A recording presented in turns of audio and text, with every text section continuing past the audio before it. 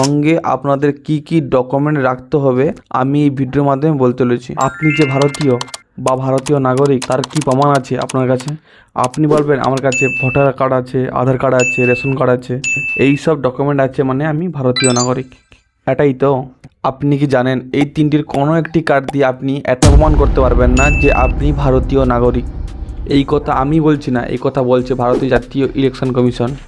মহামান্য supreme court আদালতে তারা হলফনামা দিয়ে জানিয়েছে এটা। ভাবছেন না এবার কি হবে? বিহারের যে নিবিড় সংশোধনীয় সমীক্ষা শুরু হয়েছে এর পরের মাসে মানে আগস্ট মাসে 1 তারিখ থেকে কিন্তু আমাদের রাজ্যে মানে পশ্চিমবঙ্গে চালু হতে চলেছে। প্রত্যেকের বাড়ি বাড়ি যাবে নির্বাচনী আধিকারিকরা, সঙ্গে আপনাদের কি কি ডকুমেন্ট রাখতে হবে আমি এই ভিডিওর মাধ্যমে বলতে চলেছি। কি কি ডকুমেন্ট বৈধ আর কি কি ডকুমেন্ট অবৈধ এই ভিডিওর মাধ্যমে বলছি। আপনি যে ভারতীয় কিনা তার জন্য আপনার কাছে 11টা নথি চাওয়া হবে। যদি এই নথিগুলো না থাকে তাহলে কিন্তু আপনাকে ভোটার তালিকা থেকে বাদ দেওয়া হবে। আপনি যদি নাগরিকত্ব প্রমাণ না করতে পারেন তাহলে কি আপনাকে পাঠিয়ে দেওয়া হবে ডিটেনশন ক্যাম্পে। যে সকল বাংলাদেশি অনুপ্রবেশকারীরা বাংলায় এসে বসে আছেন তাদের জন্য দুর্ভাগ্য, যারা অলরেডি পশ্চিমবঙ্গের বাসিন্দা তাদের জন্য কোনো কিছু অসুবিধা নেই। তাহলে আপনারা নির্ভয়ে এই ডকুমেন্টগুলি অবশ্যই সাবমিট করতে পারেন। কেন্দ্র বা রাজ্য সরকার বা কোনো রাষ্ট্রায়ত্ত সংস্থা পিএসইউ তার পাবলিক সেক্টর আন্ডারটেকিং তার দেওয়া পরিচয়পত্র বা পেনশন পেমেন্ট অর্ডার যদি এটা থাকে তাহলে আপনি বেঁচে গেলেন। 1987 সালের আগে ইস্যু হওয়া কোনো পরিচয়পত্র বা সার্টিফিকেট কে দেবে সেটা? যদি সরকার দিয়ে থাকে, স্থানীয় কর্তৃপক্ষ দিয়ে থাকে, কোনো স্বীকৃত ব্যাংক দিয়ে থাকে, পোস্ট অফিস দিয়ে থাকে কিংবা এলআইসি দিয়ে থাকে, life insurance corporation of India, তাহলেও কিন্তু আপনি অর্থাৎ এই 12টার মধ্যে যে কোনো একটা আপনাকে সাবমিট করতে হবে।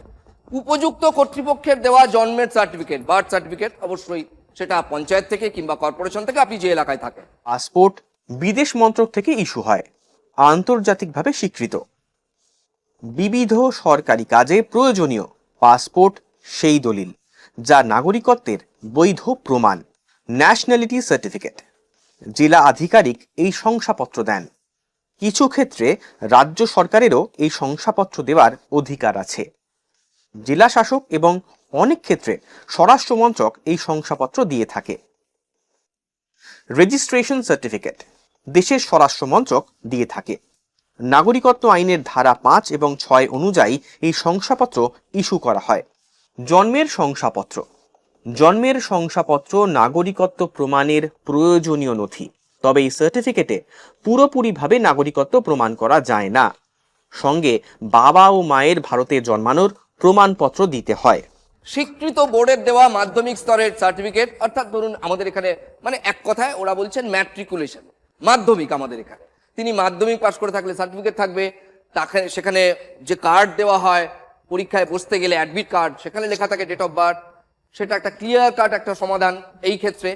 অথবা স্বীকৃত বিশ্ববিদ্যালয় থেকে শিক্ষাগত যোগ্যতার নথি। আর কি 6 নম্বর, রাজ্যের দেওয়া পার্মানেন্ট রেসিডেন্স সার্টিফিকেট, উপযুক্ত কর্তৃপক্ষের দেওয়া।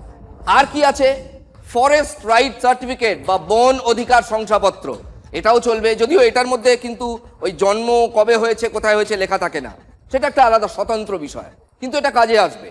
আবার ওবিসি, এসসি, এসটি বা অন্য কোনো জাতি শংসাপত্র, এটাও আপনি সাবমিট করতে পারেন। ন্যাশনাল রেজিস্টার অফ সিটিজেন্স মানে হচ্ছে এনআরসি, বাংলা কথা। এনআরসি তো আমাদের এখানে চালু হয়নি, সুতরাং আমাদের কোনো প্রয়োজনীয়তা নেই, এটা আমাদের বাংলার ক্ষেত্রে প্রাসঙ্গিক নয়। যেখানে এনআরসি আছে সেখানে এনআরসি সংক্রান্ত তথ্য দিলেও হবে, নথি দিলেও হবে। অথবা রাজ্য বা স্থানীয় কর্তৃপক্ষের তৈরি ফ্যামিলি রেজিস্টার, তার নথি দিলেও হবে, মানে ফ্যামিলি রেজিস্টারে আপনার নাম থাকতে হবে। সরকারের দেওয়া জমির নথি বা সরকারের দেওয়া, সরকার আপনাকে কোনো বাড়ি অ্যালট করেছে, তার যে একটা দলিল দেয় কাগজ, সেই কাগজ মানে সেই বাস্তুটার কাগজ আপনাকে দেখাতে হবে। 2003-এর ভোটার তালিকার অংশ বিশেষ যেখানে আপনার নামটি আছে, মানে 2003।